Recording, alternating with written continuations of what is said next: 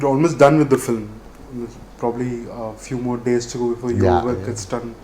So what is it that a hardcore Rajini fan can expect from the film? The regular fanboy Rajini sir movements, and also, so what is different about this film is Rajini sir's character in this film itself has never been done.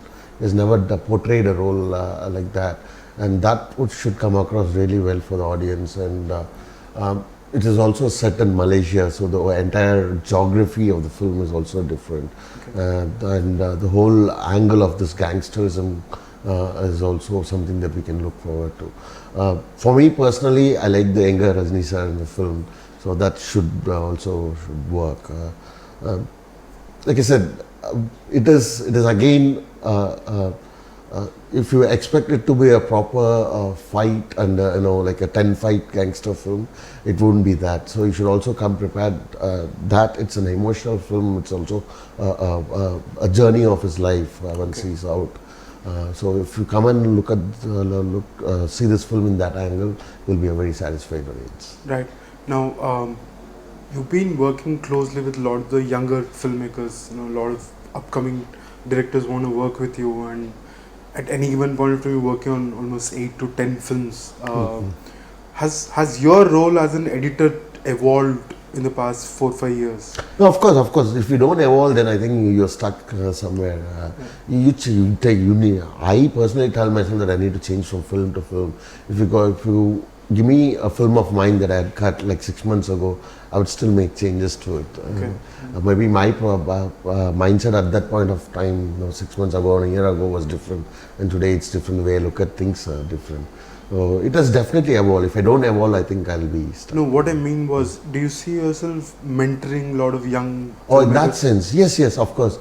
See, now that I've worked with a lot of people, producers, directors, and heroes themselves.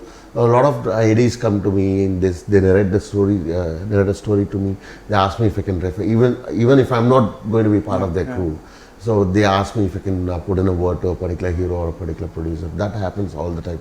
And also they come to me for script advice per se, even before they start writing scripts.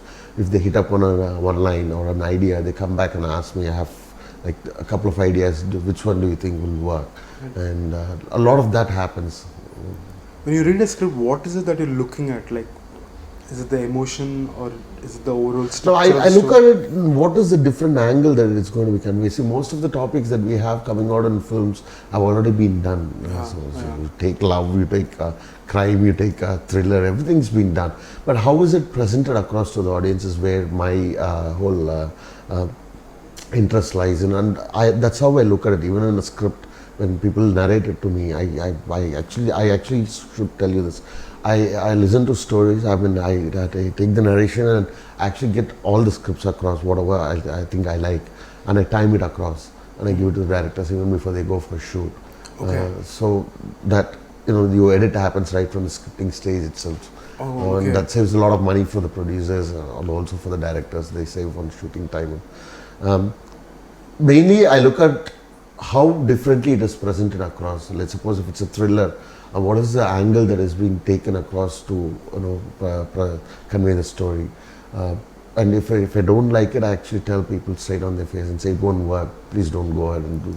Or I tell them very in a polished manner, I'll say that don't do it as your first film. Okay. But that's the code word. It keeps changing from time to time. But generally, most ADs are they are very okay when you suggest across them something. And certain times after you worked on so many films, you kind of tend to know what a particular hero might like or what a particular producer might like. I tell them that you have to improvise this to elevate the hero's image, and they might expect you to have a fight or a song sequence related to this character, and these are small suggestions that we keep on making. You're just contradicting yourself. You said you're not really an emotional person, but everything that you've explained now is like I'm emotionally invested. I'm not an emotional person per se. I didn't say I'm not when it comes to my work. Okay. That is my work. But if you ask me personally, yes, I'm not. It takes a lot. Rush will always be there. It's always be there. It's your job to try and make them understand why you need more time.